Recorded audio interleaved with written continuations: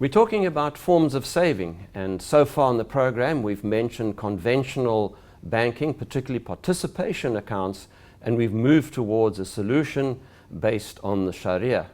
Gentlemen, and Mansoor in particular, what can Oasis offer in its basket of products towards this Sharia-centric solution? Oasis did bring a product, and that was the launch of the Oasis Crescent Income Fund. It's the only one of its kind in South Africa, Shafiq. It took Oasis approximately 3 years to launch this product, as Islamic short-term instruments were never recognized as an asset class in South Africa. There was a Treasury actually came in January of 2010 to change Notice 1503. Notice 1503 is actually the regulation which governs what's recognized as an asset class in South Africa. The assets that were recognized were equity, property, cash and bonds, but Islamic short-term instruments were never recognized as an asset class.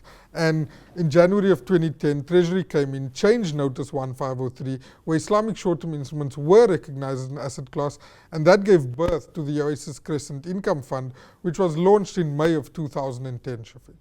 Shafiq, sorry, maybe just to add on to what Mansoor mentioned, there was a lot of hard work, there was a lot of discussion, there was a lot of negotiation around the table. And, really here we should applaud our CEO, Mr. Adam Ebrahim, because he had these meetings, he had these brainstorming sessions, these discussions with very strategic people. That time it was the ex-finance minister, Trevor Manuel. He had meetings with Dube Sidif and Keith Engel from National Treasury. And again, we should also applaud these individuals because they themselves, looked at this product, looked at what he was trying to bring to the market space and to the marketplace and say, but the Muslim market is very small. It's only a 2% population, but yet there is a need for this product. So we have to applaud all those individuals for, buying into the thinking pattern of our CEO as to why there was a real need for this product. So Naweed, tell me more about this product, the Oasis Crescent Income Fund. Shafiq, let's take a closer look and see what makes this product so attractive. Firstly, it's a Sharia compliant investment, which means every income or every cent of income earned is halal. It's a low risk investment and it's operated under the guidelines of a CISA. Thirdly, you can invest into this fund either via lump sum or monthly. The yield or the annualized yield as at 31 March 2015, the fund's currently sitting at 7%. The client has the option of taking the income that is earned, and this can either be reinvested into the investment account or it can be paid out into the bank account of the client. So Shafiq, if you listen to what Naweed mentioned about the dynamics of this Oasis Crescent Income Fund, the fact that he mentioned it's low risk, the fact that he mentioned is a competitive yield, the fact that it's daily liquidity, the fact that you have the option to be able to reinvest the income or have the income paid out into your bank account. Look at all those options. And you look at what we traditionally spoke about as the forms of savings, money under the mattress, check accounts, savings accounts, call accounts, notice deposits, the whole list goes on. But take all the benefits of the income fund and try and match that to what is the traditional form of savings, and you actually see to yourself, but you've got a winner here.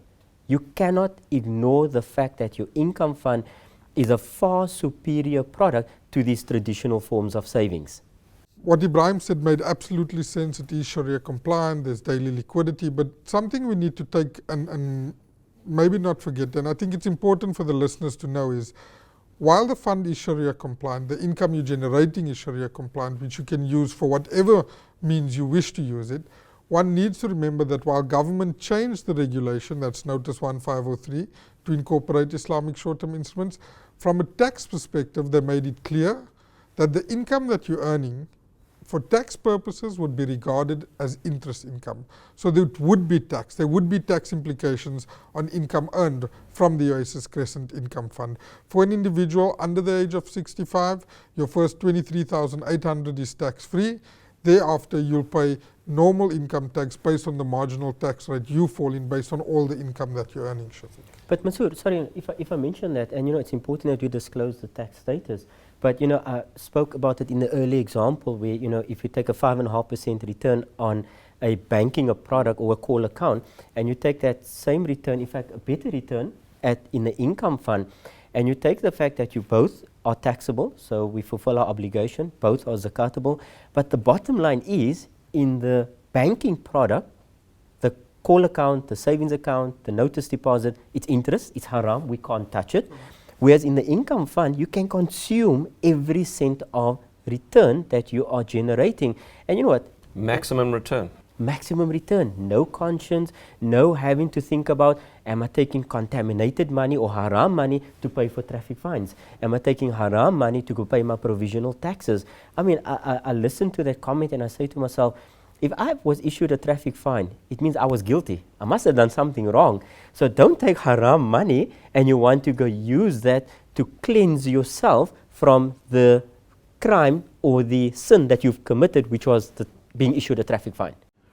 Okay, Naweed, just very quickly, you mentioned the word ASISA. Who is ASISA? ASISA stands for the Association of Savings and Investments in South Africa, and ASISA is actually the regulatory body that regulates the unit trust industry, and all unit trust funds have to adhere to the regulations set out by ASISA.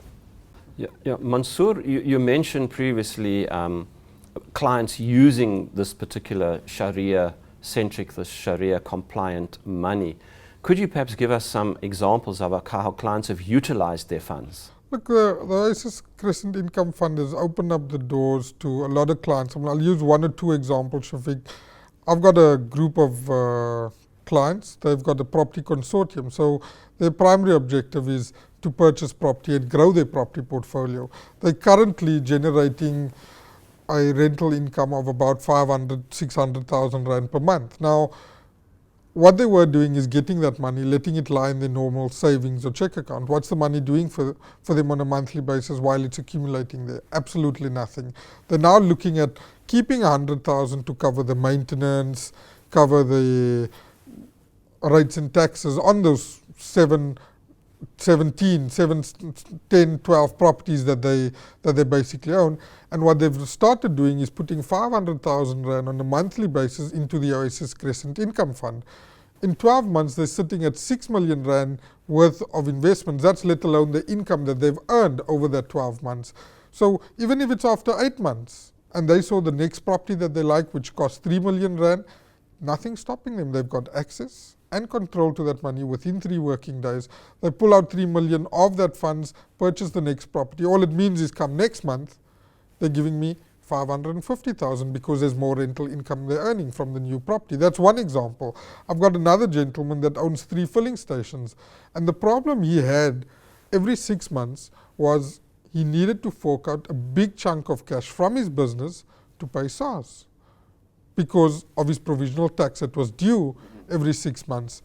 What we then did is said, from each filling station, let's do 20,000 on a monthly basis. He's not going to feel that 20,000 Rand every month coming into the income fund from each business. But what it did for him at the end of the 6-month period, it gave him 360,000 Rand in order to cover that bill. So he didn't have to dig that hole in his business or pull a big lump sum of money out of his business to meet his SARS or provisional tax, basically. Just to add to that, Shafiq, let's just take an example of a semi-retired couple or a retired couple in their 60s. You know, they've sold the family home that they've been living in.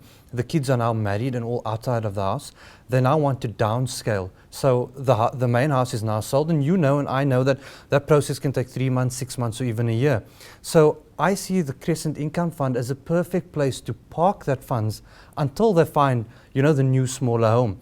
But the fund also gives them so much flexibility because not only are they earning returns on the funds that they've invested, but should they require the return on a monthly basis in order to defray some of the expenses, whether it be rental or whatever the case may be, that is also available for, it's also available to them in that regard. Now, you know, we understand that this is a confidential thing. When it comes to money, it is a confidential matter. But people have to understand that we are investment professionals. We operate in a regulated space. and we ensure them that we will give them the ultimate confidentiality. People need to come to us and give us the complete picture so that we can actually assist them. If there's one thing that we could maybe leave them with, is that you need to seek guidance from an approved and licensed financial advisor. The financial advisor can sit down with you and perform a detailed needs analysis. And from this needs analysis, you can then determine what your appetite for risk is, what your risk profile is. You also sit down with the advisor and state what your investment objectives may be. So from there, the advisor that can then take your complete situation and then propose an investment product that's in line with your age or in line with your risk profile or your investment objective. Okay. So Shafiq, just to add on to what Naweed mentioned, I'm going to encourage everyone, listening to this interview, that if they've got any questions, any concerns, any problems that they might be incurring about financial planning, how am I going to ensure that I retire comfortably? Speak to us. We're always available. So contact the office number on 0860 100 786.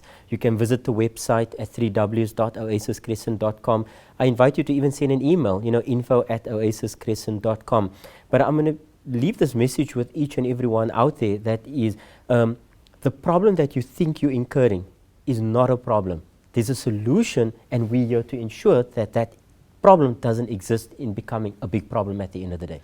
Okay, gentlemen, thank you very much for chatting to us today. Ebrahim Rawoot, Mansoor, Naweed, Ashtiker, especially talking to us about the great product, the Oasis Crescent Income Fund. You have been watching the National Oasis Focus on Finance show, brought to you every Sunday in Ramadan. I'm your host, Shafiq Morton. Until next time, Assalamu alaikum wa rahmatullah.